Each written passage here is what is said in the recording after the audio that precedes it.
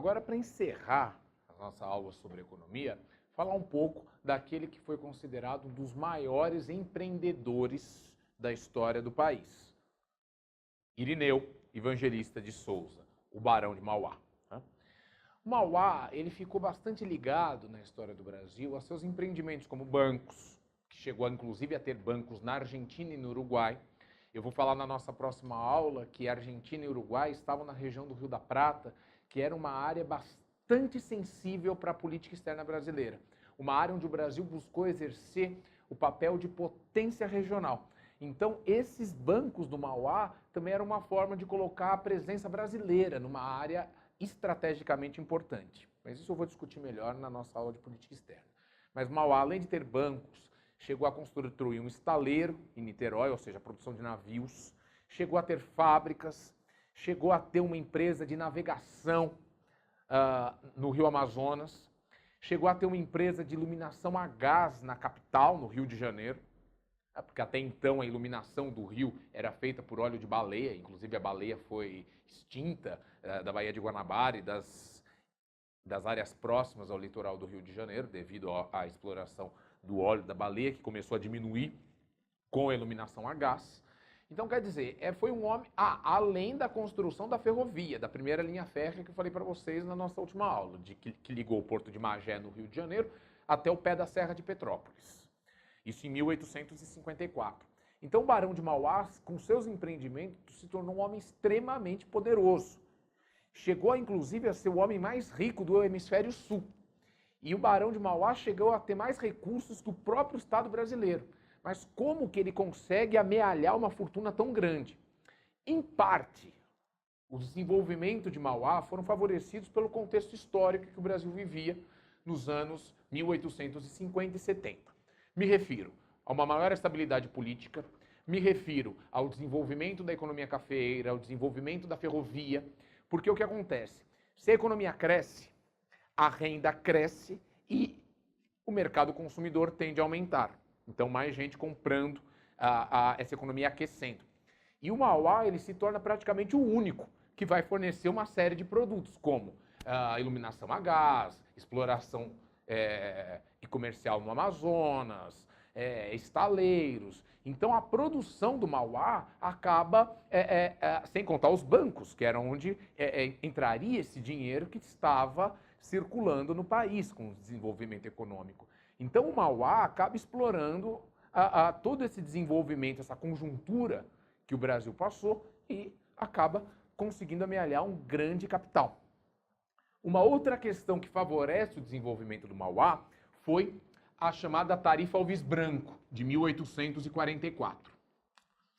Quando o Brasil ficou independente, em 22, vários países europeus impuseram como condição para o reconhecimento da independência brasileira, além do reconhecimento prévio de Portugal, o Brasil deveria assinar acordos comerciais com esses países, como Inglaterra, como França.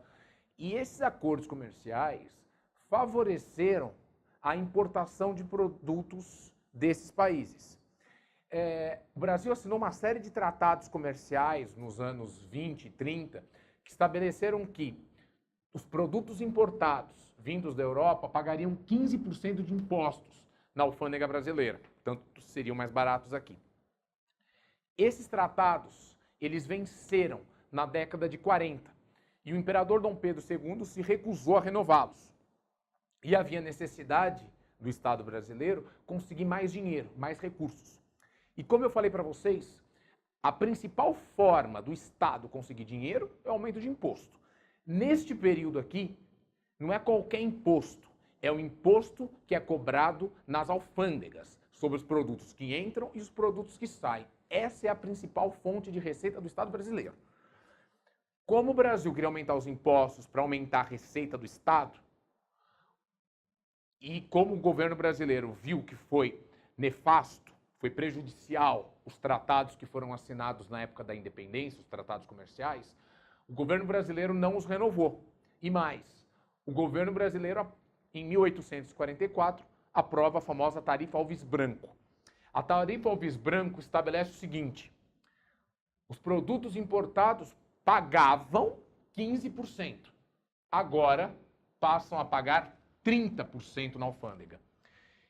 E se o Brasil produzir um produto similar, este produto pagará 60% de impostos na alfândega. Portanto, a tarifa ao vice-branco foi uma medida protecionista que acabou favorecendo o Barão de Mauá. Por quê? Porque favorece a produção de gêneros aqui no Brasil, já que os produtos importados estavam mais caros. Mas eu te pergunto, foi uma política, foi uma tarifa que teve como objetivo impulsionar o desenvolvimento industrial do Brasil? Não. O objetivo da tarifa ao vice-branco era aumentar a receita do Estado brasileiro. O desenvolvimento do Mauá foi uma consequência da tarifa, mas não era aquilo que se pretendeu fazer. Bom, o Mauá é favorecido por esse crescimento e por essa tarifa. Os seus empreendimentos crescem nos anos 1860. O Mauá acaba fazendo uma série de inimigos políticos. Em 1865, a tarifa ao vice-branco é cortada. E em 1865, uma nova tarifa brasileira estabeleceu que os produtos importados deixariam de pagar 30% e passariam a pagar 5% de imposto na alfândega brasileira, o que compromete os empreendimentos do Mauá. Então, final dos anos 60 e começo da década de 70, muitos empreendimentos do Barão faliram. E o Barão deixou de ser o homem mais importante, mais rico do hemisfério sul, para ser um indivíduo de classe média alta, vamos dizer assim. Porque quando se fala da falência do Barão de Mauá, nós não podemos pensar que o Barão ficou pobre, mas sim deixou de ser um cara extremamente rico e passou a ser um cara de classe média alta. De qualquer forma, Mauá ficou ligado na história do Brasil a esse pequeno desenvolvimento industrial do século XIX. E eu te pergunto uma coisa, por que esse desenvolvimento não substituiu a economia brasileira, não revolucionou a economia brasileira? Uma série de fatores. Um deles, eu já falei aqui, a mudança da tarifa, a redução das taxas de importação, mas também havia uma série de outras questões. Primeiro, o Brasil é um país pobre em termos de carvão mineral. As fábricas precisam do carvão. Então, para o desenvolvimento dessas fábricas, precisaria importar o carvão, o que fica mais caro. Outro ponto, a economia brasileira tem escravos. Escravos não consomem, não ganham salários. Então, o mercado consumidor ele já é reduzido. Terceiro ponto, Mauá não consegue concorrer com a capacidade produtiva britânica, que a Inglaterra fornece produtos para o mundo todo. A Inglaterra é a China do século XIX. E um outro ponto importante, a economia brasileira ela é pautada para exportação de gêneros agrícolas. Ela é voltada para servir o mercado internacional como produtora de gêneros primários e não como um país industrializado. Então, esses fatores acabaram indo na contramão do projeto do Mauá. Então, o projeto acaba que não dá certo. Mas, de qualquer forma, a história de Irineu Evangelista de Souza, o Barão de Mauá, é importante para o Brasil, principalmente para que nós possamos entender esse pequeno desenvolvimento industrial no país.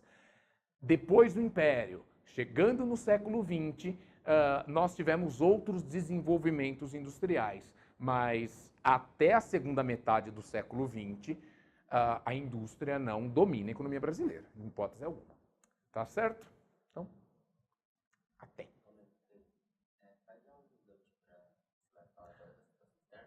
Ah, tá.